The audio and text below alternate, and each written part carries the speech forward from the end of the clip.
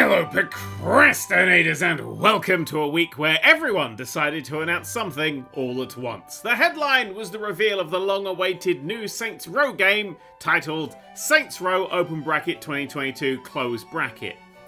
Catchy. Dull title aside, I quite liked what I saw. It's aiming square at Saints Row 3 in terms of gameplay feel and style, but that's alright. The main weakness of 3 was the loss of grounding and a dull city, but both are fixable with this reboot, now featuring an entirely new cast of characters and a new city, Santo Elezo, I think that's what they called it. And the stark oranges of desert and dune contrast beautifully with the neon purple of the Saints. It looks really fucking good. The internet, of course, hated. Saints Row has gone woke, screamed the YouTubers. Where's Gat? Screamed the Twitterers. COVID is a hoax, screamed the Facebookers minutes before their unvaccinated families start to die, breathless, alone and scared.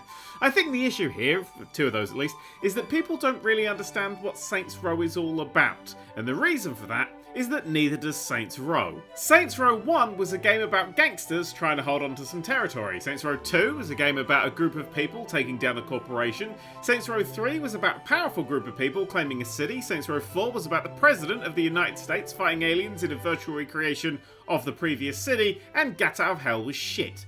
You know the whole Asgard is not a place, it's a people thing? Well, for me, Saints Row isn't a place or a people. It's a tone. It's a rags to riches story where a big new city is taken over by your player created character, normally with very shiny silver skin, and that rise to power is tied to a story that weaves silliness and grounded realism together. This Saints Row looks to be that, mostly. I mean, the character creator is back, apparently more powerful than ever. The city is big and new, apparently bigger than ever. You can take over the whole city, and the other major characters are turning to a life of crime due to debt and student loans. If they nail that last bit, then this could be a seriously good Saints Row game. If not, then thanks to the confirmed co-op, it's just going to be a fun way to spend 20 hours with a friend. My advice right now, ignore the haters. I think Saints Row (open bracket 2022 close bracket) has a lot of potential, and I'm genuinely excited to get my hands on it. And speaking of hands-on, a whole bunch of gaming folk, not me sadly, got their hands on Elden Ring this past week, or at least saw some footage of it, and we've heard new juicy details, and the biggest one is that in basically every single way but law, this is Dark Souls 4. Well, and one other way it's different. The world of Elden Ring is alive. There's colour in it. Animals. This isn't a dark and hollow place, it's living. This time we're not here long after it's rotted away. We're here when there's still air in its lungs and a beat in its heart. Okay, it might not have many beats left, but it's an interesting change. Oh, just a quick tangent. I've never understood why team objective-based shooters don't put more of a focus on team play to progress and level up. I love spotting enemies in Battlefield 1, healing people, retreating from the front lines, fixing up vehicles, and leveling up and progressing by doing that. Personal progression from being a team player makes more people contribute to the team effort, which in turn makes the flow of the game more fun and engaging. Team game, team goals. Good system. Huh, no idea why that's popped in my head. Anyway, this week Halo announced the opposite of that. Now, you gain 0 XP from playing a match. You only gain XP from your personal, daily, and weekly missions. Fucking what? It's so weird seeing the evolution of FPSs. 20 years ago, we just played games online because we could. Because it was fun. No unlocks, no new characters, just endless hours of Battlefront 2. Then, when the choice of online games started to expand, player progression came in, incentivizing repeated play via time investment. But this is just dumb fucking design. If it was optional, like when you get 30 kills with a certain gun, you get a little XP boost, well, that's a nice extra bonus.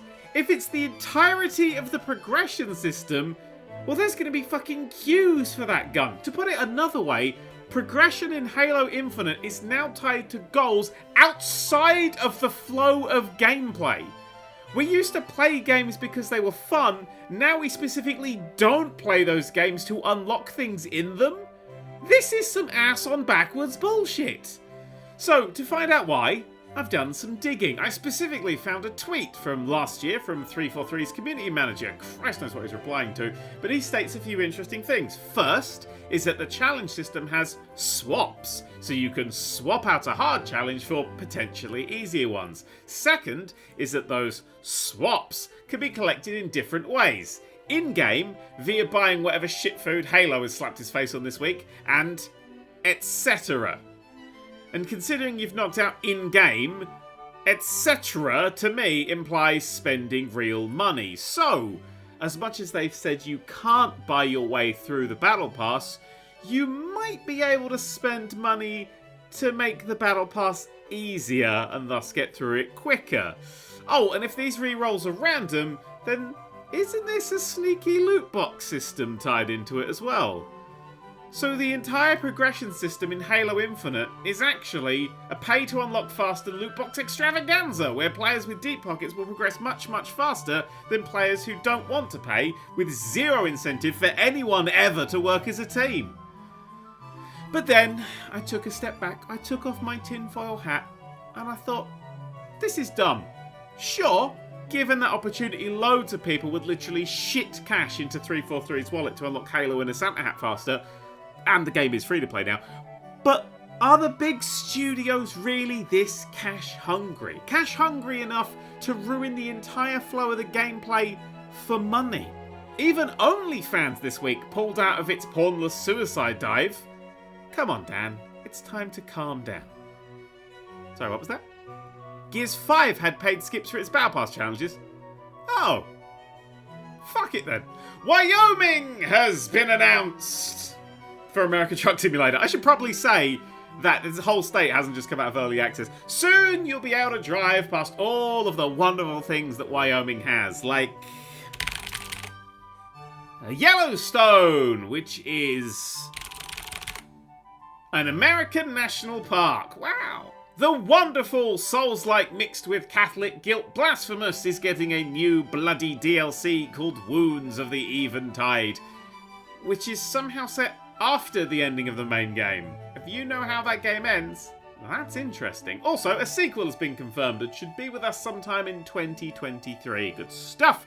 Skate is coming to the PC. The new Skate, which is years away still, I reckon. But still, it's the first time the franchise has ollied into the land of RTX 144Hz monitors and hours trawling through forums looking for the number of whichever recent Windows update is randomly crashing your fucking PC!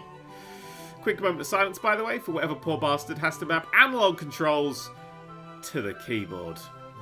R.I.P. man, R.I.P. And finally this week, Psychonauts 2 came out, and it has accomplished the unbelievable feat of being genuinely better than the original. I know, the writing, the levels, the gameplay, all of it is top tier, industry-defining stuff, and nothing this year is close to touching it. It's on Game Pass right now, but even if you pick it up for full price, you are going to have a good time. It's incredible. It's incredible. Right, that is all from me. I'm off to go watch CM Punk's Return again. Can't start watching it. Bye!